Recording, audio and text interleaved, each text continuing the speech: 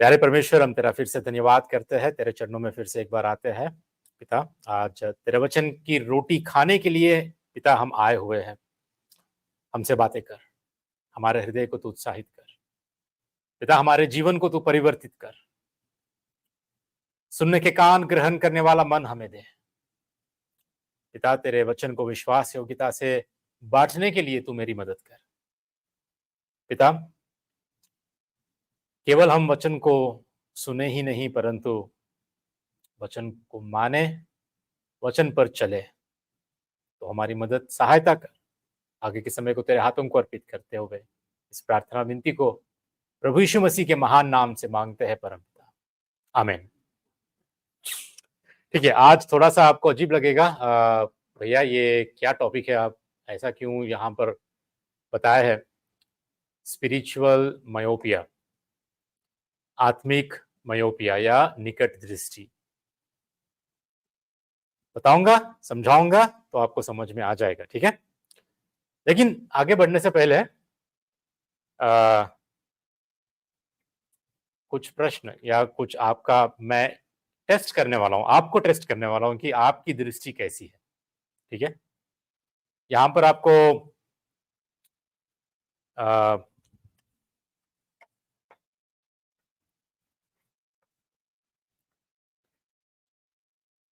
ये दिख रहा है? आंटी जी आपको दिख रहा है? आंटी को नहीं दिख रहा है। धर्मेंद्र दिख रहा है जी? क्या है ये? हाँ, क्या लिखा है ये ऊपर? Okay, good. एक बार पीछे देखो, समय कितना हुआ है, दिख रहा है?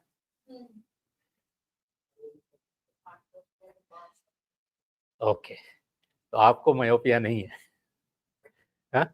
आपकी दृष्टि ठीक है। मायोपिया, ठीक है, मायोपिया शिल्पा बहन को तो मुझसे अच्छा पता होगा, है ना। मायोपिया का मतलब है निकट दृष्टि। निकट दृष्टि वाले मतलब जो दूर है वो दिखता नहीं, जो निकट है वही दिखता है। करेक्ट है? हा? जो पास वाला है वही दिखता है, जो दूर वाला है वो नहीं दिखता है। जब तक हम चश्मा नहीं पहनते तब तक दूर की जो दृष्टि है, दूर की जो चीजें हैं, दूर के जो वस्तुएं हैं वो हमें दिखते नहीं है। उसको हम मायोपिया कहते हैं। जैसा कि अभी यहां पर आप देख रहे हैं, जब तक ये चश्मा ना पहने तब तक वहां के वो कार्स जो है, वहां की सड़क जो है वो ठीक से फोकस में नहीं आएगी, ठीक है। तो जब हम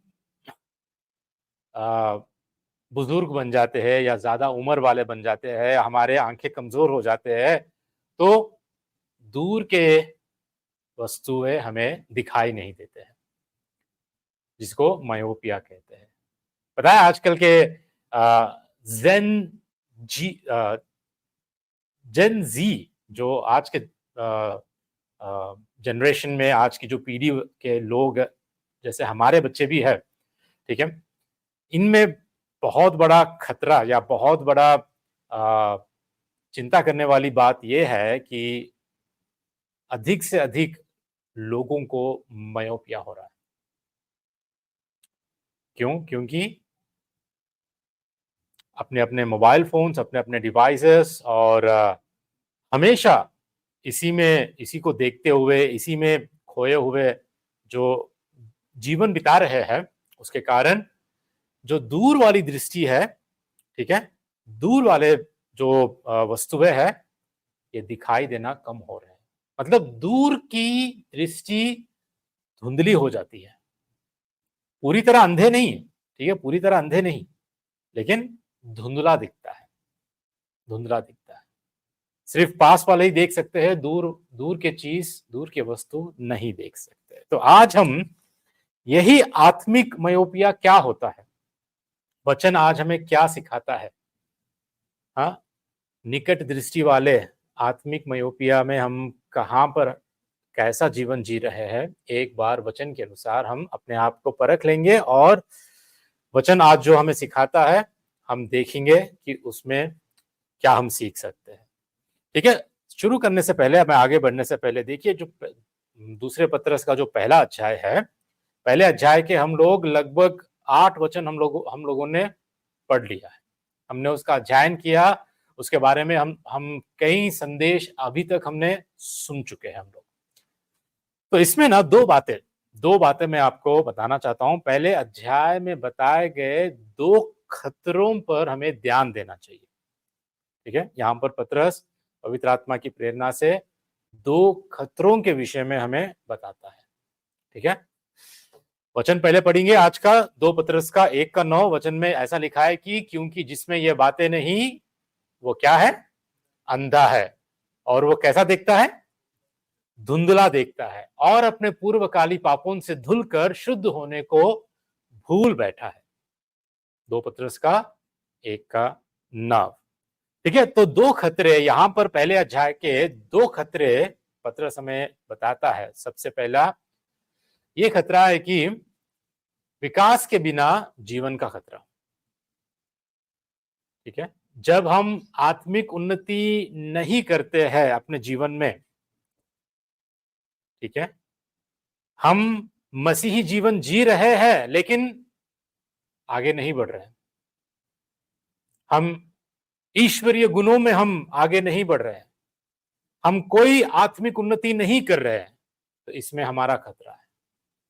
मतलब विकास के बिना जीवन का खतरा, ये पहले अध्याय के 3 से 8 तक हमने देखा है। ठीक है, लेकिन अब जो हम देखने वाले हैं 9 से 9 पद के ऊपर जो भी हम देखने वाले हैं, उसका दूसरा खतरा यहीं पर इसी पहले अध्याय में हम देख पाते हैं कि उसका दूसरा खतरा यह है कि अभ्यास के बिना ज्ञान का खतरा। अभ्यास के बिना ज्ञान का खतरा मतलब यदि हम सिर्फ ज्ञान को प्राप्त करें लेकिन अभ्यास ना करें, ठीक है, हमारे व्यक्तिगत जीवन में व्यवहारिक अभ्यास नहीं है, व्यवहारिक रूप से हम प्रैक्टिकली परमेश्वर के आज्ञाकारिता का जीवन हम जी नहीं रहे हैं, केवल हम ज्ञान को हासिल कर रहे हैं। ठीक है, केवल ज्ञान में ही हम लोग खुश है, केवल ज्ञान को ही पाके हम तृप्त है, लेकिन अभ्यास नहीं कर रहे हैं, तो ये भी हमारे लिए खतरा बन सकता है। ठीक है, दो खतरे इस अध्याय के, पहले अध्याय के दो खतरों के बारे में हमें जानना जरूरी है। तो आगे का जो भी वचन में बांटूंगा, जो भी वचन 9 से 14 तक जो भी रहेंगे, वो हमारे प्रैक्टिकल लाइफ में, हमारे व्यवहारिक रूप से हमारे जीवन में किस रीति से हम परमेश्वर के वचन का अभ्यास कर सकते हैं, करना चाहिए हमें, उन सारी बातों को हम देखने वाले हैं। ठीक है, तो आगे बढ़ते हैं। आज का जो वचन अभी तक जो हमने पढ़ा था, उस वचन के पहले भाग को हम देखते हैं। ठीक है, पहला भाग ऐसा कहता है कि क्योंकि जिसमें ये बातें नहीं, क्योंकि जिसमें ये बातें नहीं, क्या लगता है आपको किन बातों के बारे में पत्र से यहां पे कह रहा है? वचन क्या कह रहा है यहां पे? किन बातें? क्योंकि जिसमें ये बातें नहीं, कौन सी बात? हाँ, बिल्कुल बिल्कुल, जो 7 ईश्वरीय गुण, ठीक है, 7 ईश्वरीय गुण जो हम देख चुके थे, ये है जो 7 ईश्वरीय गुण, सद्गुण, समझ, संयम, धीरज, भक्ति, भाईचारे की प्रीति और प्रेम। लेकिन इसकी शुरुआत विश्वास से होती है और प्रेम पर अंत होती है। हमने बहुत कुछ देखा, यदि आपको अभी भी याद नहीं है तो प्लीज जाके हमारे यूट्यूब वीडियोस जो इस 7 गुणों के विषय में है, एक एक गुणों को हमने बारीकी से देखा, अध्ययन किया, आप फिर से एक बार देख सकते हैं। तो इन 7 गुणों के बारे में, ठीक है, यहाँ पे क्या कह रहा है पतरस? क्योंकि जिसमें ये बातें नहीं, कौन सी बातें? ये 7 बातें, ठीक है, ये 7 गुण, ये 7 ईश्वरीय गुण जिसमें नहीं है, उसकी बात यहां पे कर रहा है। तो वचन क्या कहता है? जिसमें ये बातें नहीं है वो कैसा है? वो इंसान के बारे में क्या कहता है? वह अंधा है और धुंधला देखता है। ही इज शॉर्ट साइटेड और नियर साइटेड, उसमें आत्मिक मयोपिया है, वो धुंधला देखता है और अपने पूर्वकाली पापों से धुलकर शुद्ध होने को भूल बैठा है। ठीक है, तो यहां पर एक बात हमें ध्यान देना है, हमारा जो जीवन है, ये जीवन कभी भी रुकता नहीं। क्या किसी का जीवन रुकता है? समय नहीं रुकता है, हमारा जीवन नहीं रुकता है, जीवन चलते ही जाता है। ठीक है, जीवन कभी स्थिर नहीं रहता है। यह तो या तो आगे बढ़ता है या पीछे घटता है। विश्वास के बिना, विश्वास के बिना जीवन हमारा क्षय बन जाता है। क्षय बन जाता है। क्षय मतलब बेकार, किसी काम का नहीं, फल रहित, बेकार। इसी प्रकार, ठीक है, इसी प्रकार अभ्यास के बिना, अभ्यास के बिना यदि हम सिर्फ ज्ञान को ही हासिल करें, हमारे जीवन में सिर्फ ज्ञान को ही हासिल करें और हम अभ्यास ना करें परमेश्वर के वचन, तो पता है वो कैसा होता है? दृष्टि के स्थान पर, हमारी दृष्टि के स्थान पर वो अंधापन बन जाता है। अंधापन बन जाता है। यदि कोई अभ्यास नहीं करता है, केवल ज्ञान को ही हासिल करता है, वचन को सुनता है लेकिन वचन का अभ्यास नहीं करता, वचन को आता है, संगति में आता है, सुनता है, लेकिन फिर यहीं पर भूल जाता है और अपना जीवन मंडे टू सैटरडे जो जीवन वो जीता है वो परमेश्वर के वचन के अनुसार नहीं होता, परमेश्वर के वचन का अभ्यास नहीं करता है, तो वो कैसा होता है पता है? ज्ञान तो पाता है लेकिन अभ्यास नहीं करता है, तो दृष्टि के स्थान पर, हमारी नजर, हमारी दृष्टि के स्थान पर क्या होता है? वो अंधापन हो जाता है, धुंधलापन हो जाता है, ऐसा जीवन। ठीक है, जॉन पाइपर ऐसा कहते हैं, जो व्यक्ति विश्वास के सभी फलों के लिए प्रयास नहीं करता, उसके साथ समस्या यह है कि वह दो दिशाओं में अंधा है।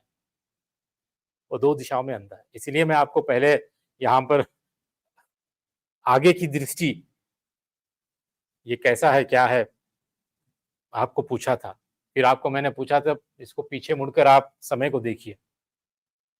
वैसे भी जो भी आप देख रहे हो तो वो आगे के ही है ना, लेकिन यहां पर जो वचन के अनुसार जॉन पाइपर ऐसा कहते हैं कि वह दो दिशाओं में अंधा है, दो दिशाओं में अंधा है। जब वह भविष्य की ओर देखता है तो यह सब धुंधला होता है और परमेश्वर के वादे सांसारिक लालसाओं के धुंधलेपन में समा जाते हैं। वो देख नहीं पाता, वो आगे की दृष्टि, उसको आगे के जो वस्तु है, आगे के जो भविष्य है, उसको वो देख नहीं पाता।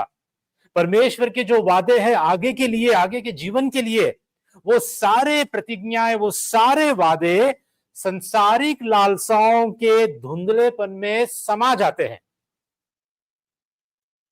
उन वादों पर, उन प्रतिज्ञाओं पर उसका वो देख नहीं पाता, उस पर विश्वास नहीं कर पाता। और जब वह अतीत की ओर देखता है, अपनी पिछली जिंदगी की ओर देखता है, अतीत की ओर जब वो देखता है, तो वो परमेश्वर के क्षमा को भूल गया है, जिसको उसने शुरू में पाकर बहुत उत्साहित हुआ था।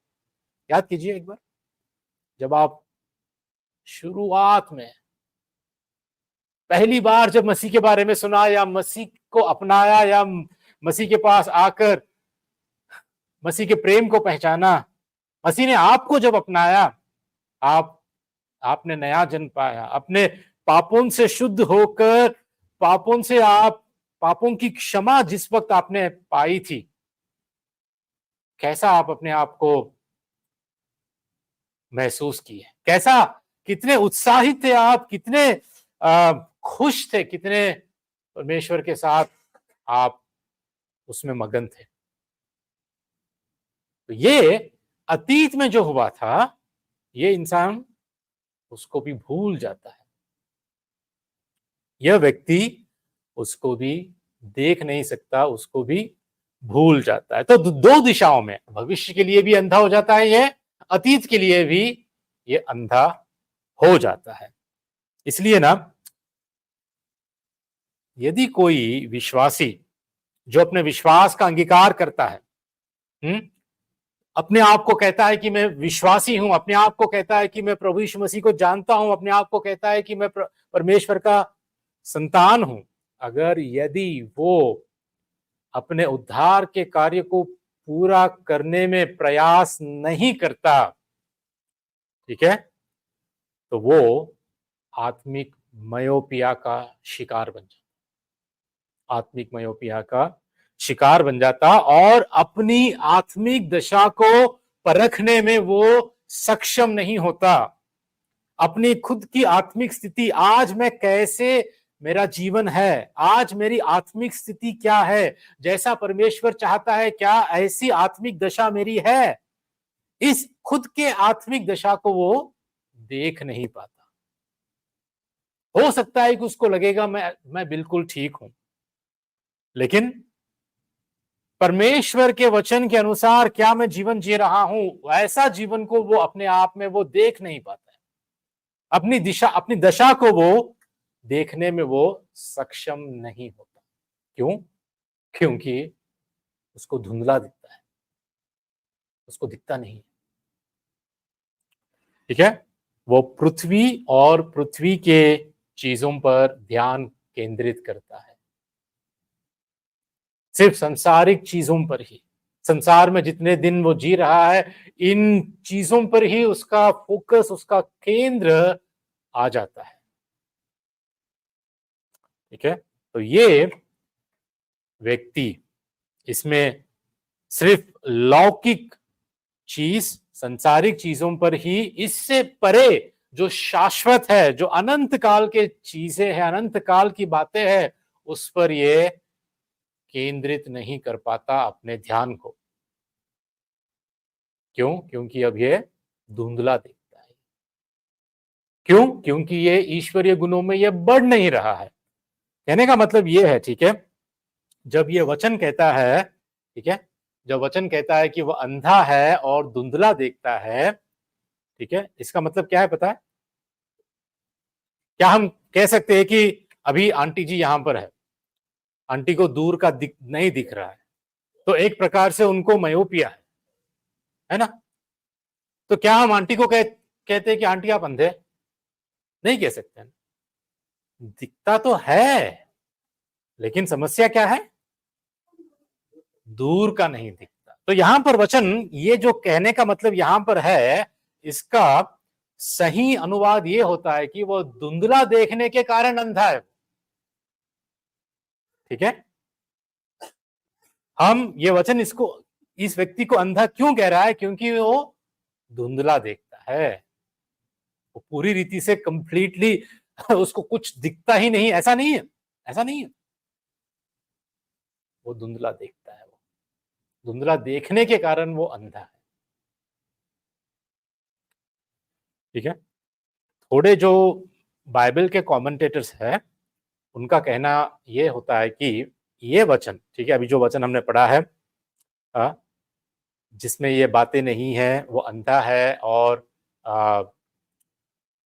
वो धुंधला देखता है, ये सारी बातें, ठीक है, ये वचन, खासकर ये वचन, थोड़े बाइबल के कमेंटेटर्स, उनका कहने का ये अर्थ होता है कि ये एक अविश्वासी के लिए ये वचन कहता है, अविश्वासी को ये प्रदर्शित करता है।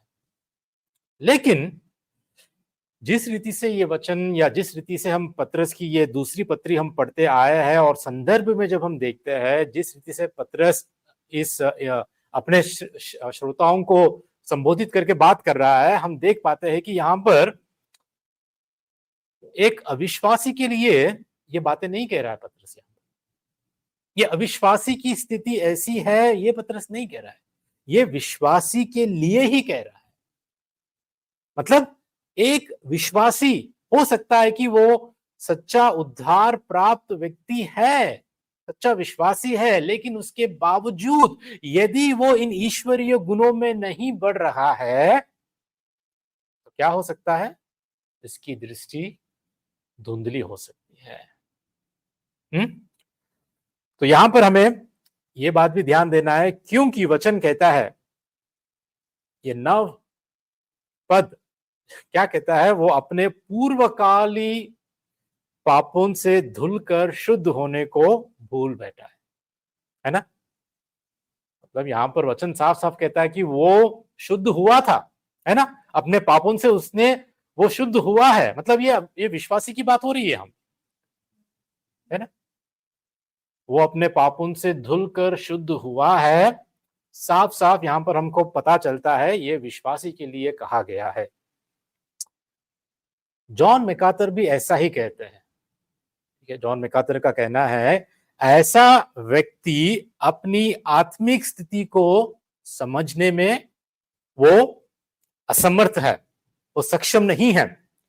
उसे अपने विश्वास के अंगीकार के बारे में कोई भरोसा नहीं होगा। ठीक है, उसको अपने विश्वास के अंगीकार के विषय में कोई भरोसा नहीं होगा। हो सकता है कि वह बचाया गया हो और उसके पास पद 4 के अनुसार, ठीक है, 4 पद क्या कहता है, आपको याद है? आपको याद नहीं होगा, एक बार बता देता हूं मैं। ठीक है, चौथा पद ऐसा कहता है कि उस सड़ाहट से छूटकर जो संसार में बुरी अभिलाषाओं से होती है, ईश्वरीय स्वभाव के सहभागी हो जाओ। ईश्वरीय स्वभाव के सहभागी हो जाओ।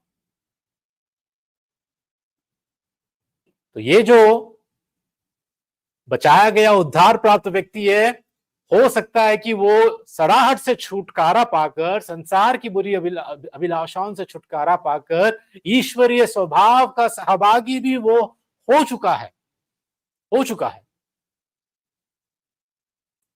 ठीक है, कहते हैं कि हो सकता है कि वह बचाया गया हो और उसके पास पद 4 के सभी आशीष हो, लेकिन ईश्वरीय गुणों में विकसित होने के बिना वह संदेह और भय में रहेगा।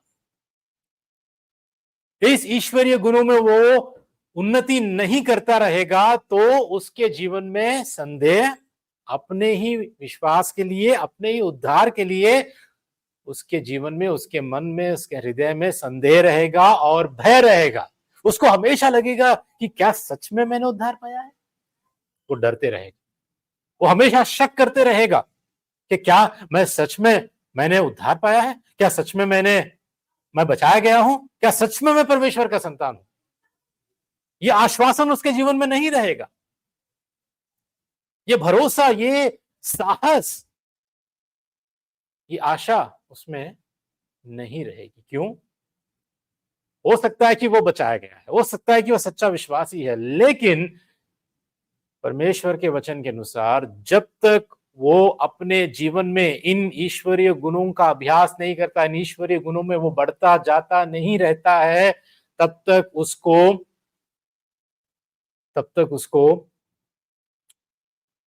उद्धार का आश्वासन नहीं मिलेगा। सोचिए कि आज के दिन हम जो विश्वासी है, अगर हमारे जीवन में प्रभु यीशु मसीह के अनुग्रह के द्वारा जो हम बचाए गए हैं, हमारे जीवन में आज के दिन हम उन्नति को नहीं देख पा रहे हैं, हम पवित्र आत्मा के फल को हमारे जीवन में नहीं देख पा रहे हैं, हमारे जीवन में कोई परिवर्तन नहीं है, हमारे जीवन में यदि हम बढ़ नहीं रहे हैं प्रभु यीशु मसीह के अनुग्रह में, उसके ज्ञान में, उसकी पहचान में हम नहीं बढ़ रहे हैं, तो कैसे हमें पता चलेगा कि हम उद्धार प्राप्त हैं?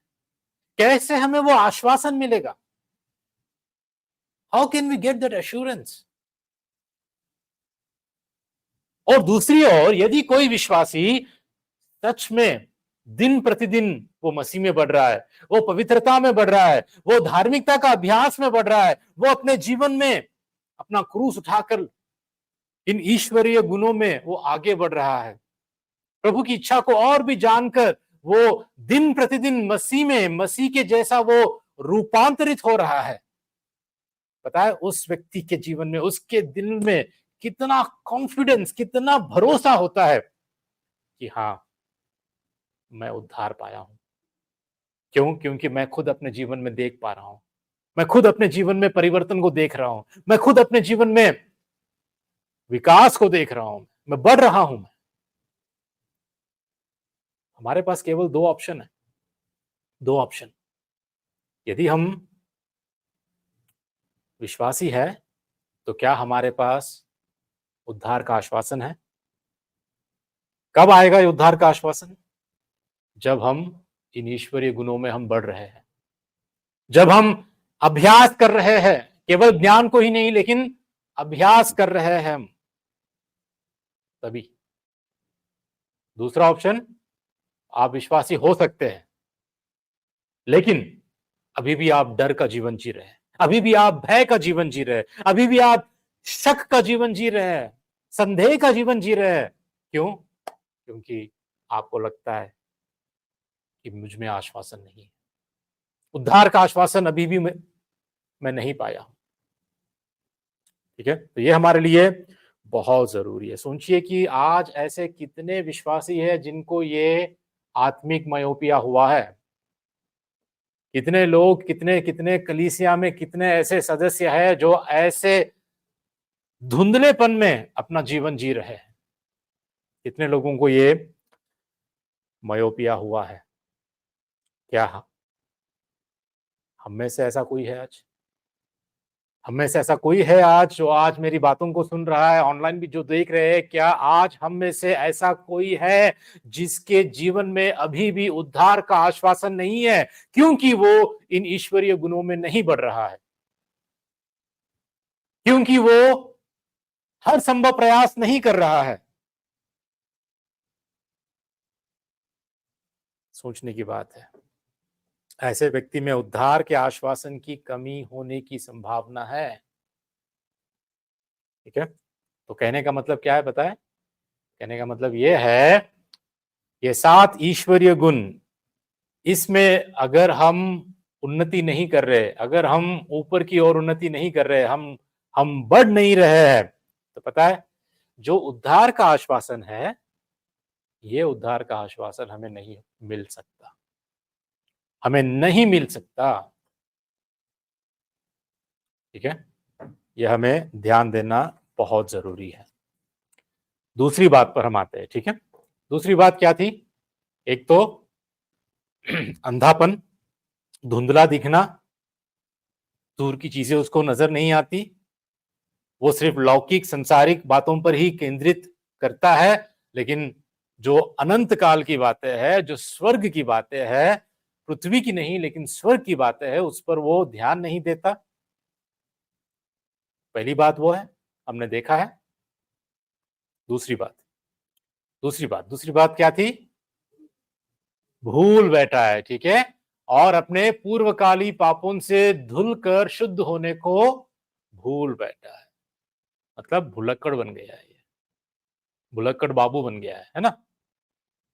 भूल बैठा है ये। किन किन बातों को भूल बैठा है?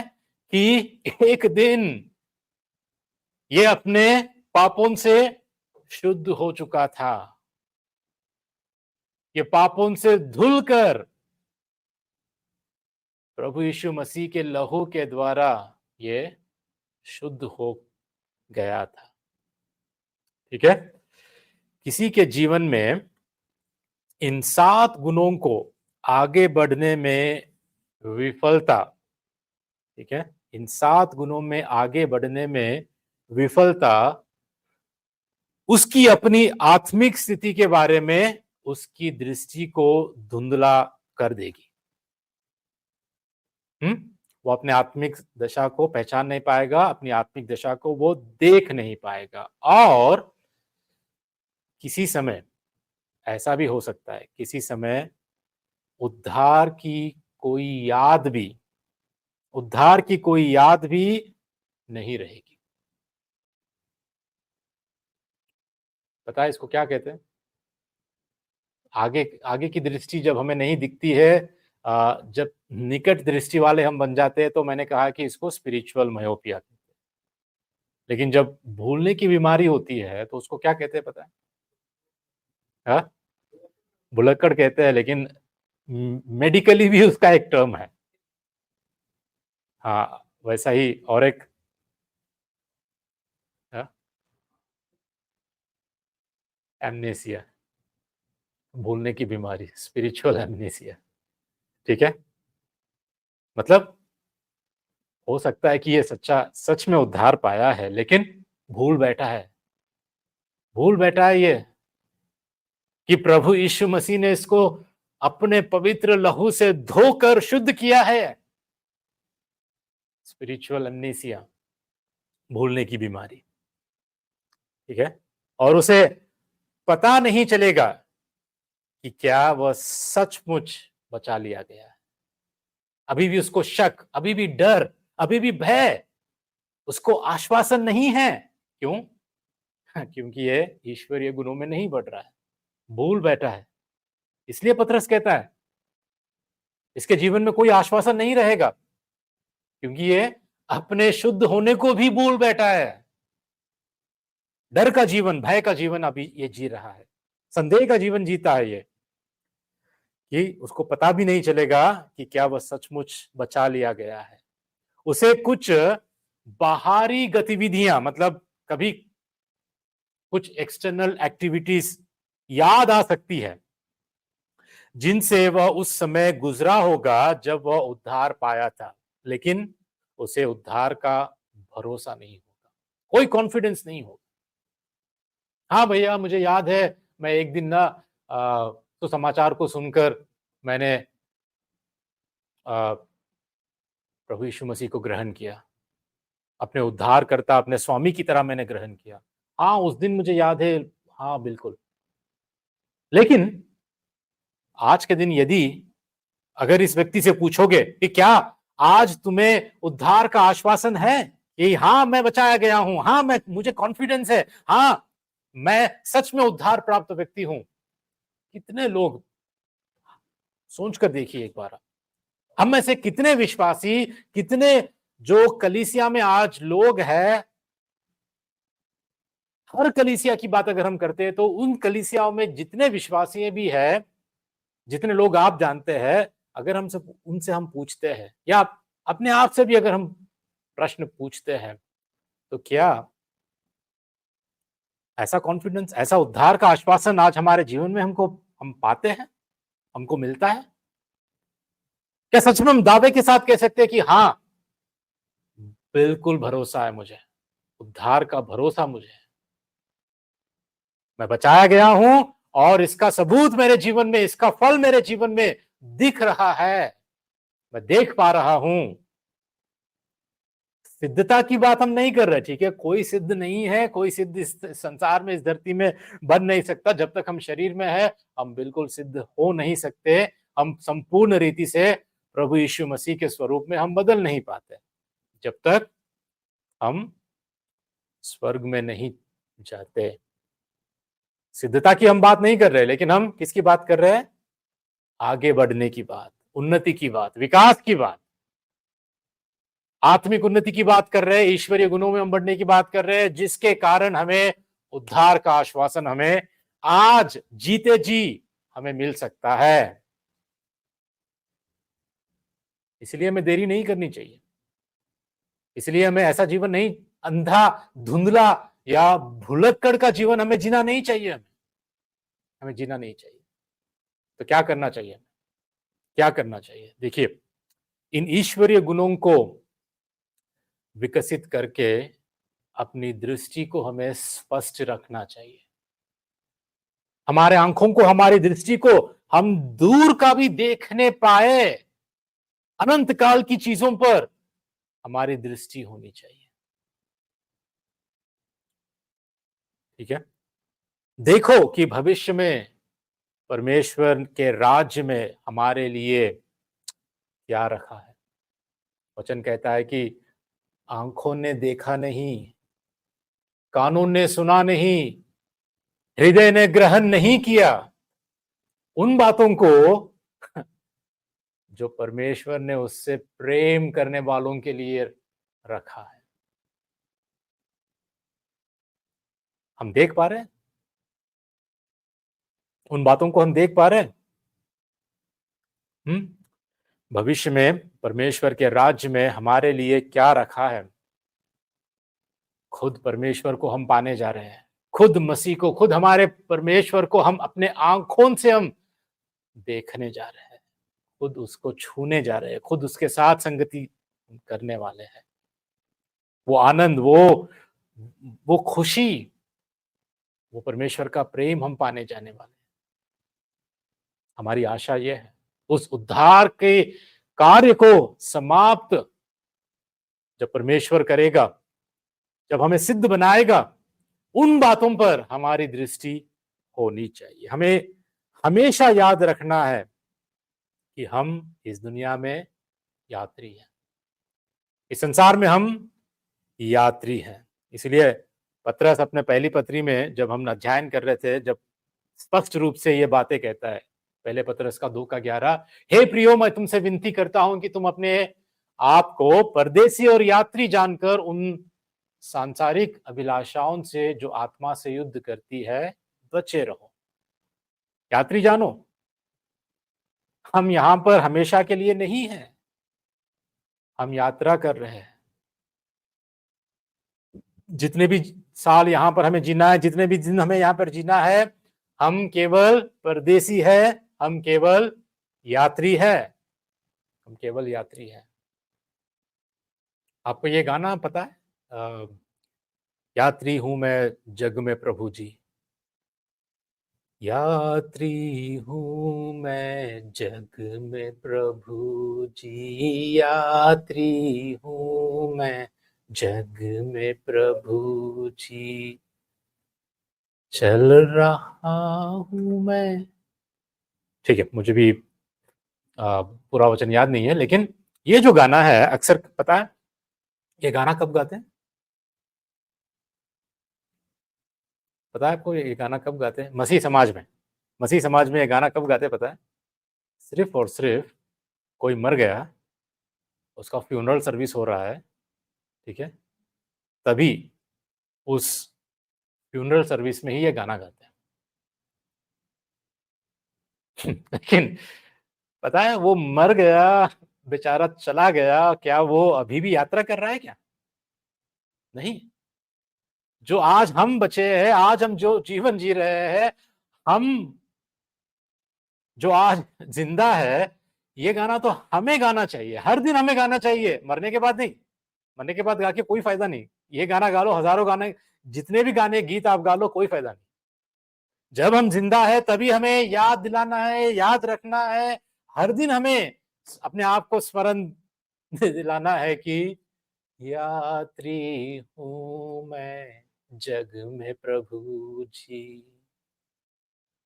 ठीक है, यात्री हूं। यहाँ ये संसार हमारा नहीं है, ये जग हमारा नहीं है, ये दुनिया हमारी नहीं है। जितना भी धन दौलत, रिश्ते नाते, मान सम्मान जो भी हमें दिया गया है, हमें मिला है, वो सब मिट जाएगा। वो उसको हमें दिया गया है, हम उसका इस्तेमाल करते हैं, लेकिन ये अनंत काल के लिए नहीं है, सब मिट जाएगा। सिर्फ और सिर्फ मसीह, प्रभु यीशु मसीह ही हमारा उद्धार करता, हमारा परमेश्वर, वही हमारे लिए अनंत काल तक, उसी के साथ हमें जीना है, उसी के साथ हमें रहना है। दूसरी बात याद रखो कि मसीह ने आपके लिए क्या किया।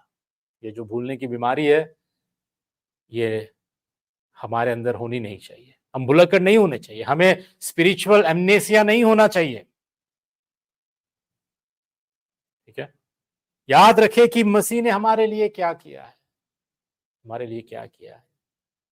उसने आपको आपके पापों से शुद्ध करने के लिए क्रूस पर अपना लहू बहाया, अपनी जान कुर्बान की, अपना सब कुछ लुटा दिया।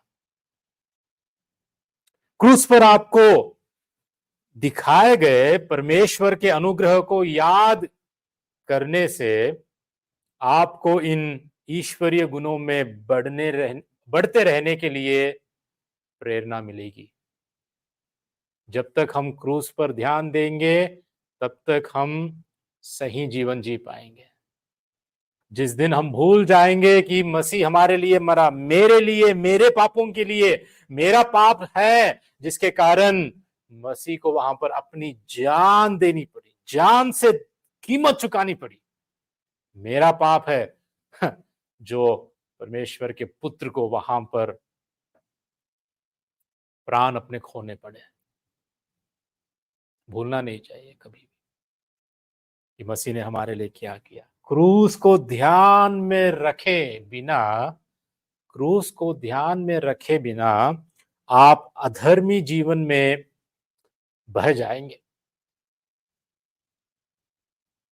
इसलिए क्रूस हमारे ध्यान में हमेशा होना चाहिए। खासकर आज जो पाम संडे है, ठीक है, पाम संडे मतलब प्रभु यीशु मसीह यरूशलेम की अपनी यात्रा शुरुआत की थी। आज के दिन वो यरूशलेम आए और जब वो यरूशलेम आ रहे थे तो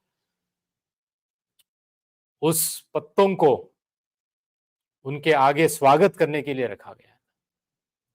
ठीक है, मसीह समाज में आज पाम संडे कहा जाता है। ठीक है, हमें भूलना नहीं है कि सिर्फ पाम संडे नहीं, आने वाले गुड फ्राइडे, ये फ्राइडे के दिन प्रभु यीशु मसीह ने हमारे लिए क्या किया, हमें स्मरण रखना चाहिए, हमें भूलना नहीं चाहिए। जिस दिन हम भूल जाएंगे जीवन हमारा बर्बाद हो जाएगा। ठीक है, इसीलिए वचन कहता है विश्वास के कर्ता और सिद्ध करने वाले यीशु की ओर ताकते रहे, जिसने उस आनंद के लिए जो उसके आगे धरा था, लज्जा की कुछ चिंता ना करके क्रूस का दुख सहा। किसकी ओर हमें ताकना चाहिए? हमारे विश्वास करता और सिद्ध करने वाले यीशु की ओर। यीशु की ओर देखते रहो, उसकी क्रूस की ओर देखते रहो, जो उसके आगे धरा आनंद था, लज्जा की कुछ चिंता ना करते हुए क्रूस का दुख सहा। परमेश्वर हमारी मदद करे कि ये जो आत्मिक अंधापन है, ये आत्मिक मयोपिया है और आत्मिक एमनेसिया है, इससे परमेश्वर हमारी मदद करे। चलिए हम लोग खड़े हो जाएंगे और प्रार्थना करेंगे।